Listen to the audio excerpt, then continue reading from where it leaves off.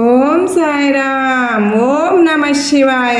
ఈరోజు శివరాత్రి. ఈరోజు మనం ఎందుకు నిద్రపోకుండా జాగారం చేస్తామో ఎప్పుడైనా మనసారా ఆలోచించారా? సముద్ర మథనం జరుగుతోంది. ఒకేసారి లోకాలను నాశనం చేయగల భయంకరమైన హలాహల విషం ఉద్భవించింది. ఆ విషపు జ్వాలలు వ్యాపించడంతో దేవతలు, రాక్షసులు అందరూ ప్రాణభయంతో వణికిపోయారు. ఆ సమయంలో లోకాన్ని కాపాడడానికి ముందుకు వచ్చింది ఎవరో తెలుసా? సాక్షాత్తు పరమశివుడు. ఎటువంటి సందేహము లేకుండా ఆ మహావిషాన్ని తన అరచేతిలోకి తీసుకుని మింగేశాడు. కానీ అది కడుపులోకి వెళ్తే సృష్టే అంతమవుతుందని గ్రహించిన పార్వతీదేవి ఒక్క క్షణం కూడా ఆలస్యం చేయకుండా శివుని గొంతుని గట్టిగా పట్టుకుంది. ఆ విషయం అక్కడే ఆగిపోయింది. ఆయన కంఠం నీలం రంగులోకి మారిపోయింది. అలా జన్మించింది ఒక పేరు నీలకంఠుడు. విషపు మంటలుగా భయంకరంగా మంటలు దహించుతున్నాయి. శివుడు స్పృహ కోల్పోకూడదని దేవతలందరూ ఆ రాత్రంతా నిద్రపోలేదు. భజనలు చేశారు, నామస్మరణ చేశారు, ప్రేమతో నీలకంఠుని మేలుకొల్పారు. లోకాన్ని రక్షించేందుకు శివుడు భరించిన ఆ బాధను పంచుకోవడానికి చేసిన దివ్య జాగరణే మనం ఈరోజు ఆచరించే మహాశివరాత్రి.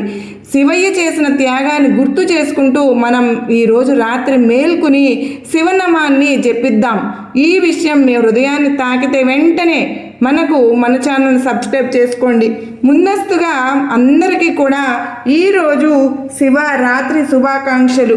మరి ప్రతి ఒక్కరూ కూడా ఈరోజు రాత్రి శివనామస్మరణతో ఓం నమ శివాయ, ఓం నమ శివాయ, ఓం నమ శివాయ అంటూ షిరిడీలో కూడా ఈరోజు చాలా దర్శనం అనేది జరిగి జనులందరూ కూడా ఓం నమ శివాయ, ఓం నమ శివాయ అని ఏకకంఠంతో కీర్తిస్తూ ఉన్నారు మహాదేవుణ్ణి.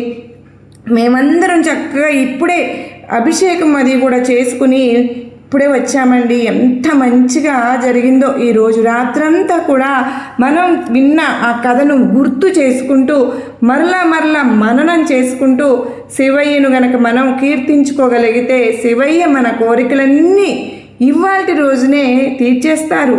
ఆ శివయ్య అనుగ్రహం మన అందరిపైన ఉండాలి అని చెప్పి మన కుటుంబ సభ్యులందరిపైన మనస్ఫూర్తిగా మరొక్కసారి మన సాయిబాబా సన్నిధి, అమ్మ సన్నిధి ఛానల్స్ తరపున శివయ్యను వేడుకుంటూ అందరికీ కూడా మరొక్కసారి మహాశివరాత్రి శుభాకాంక్షలు.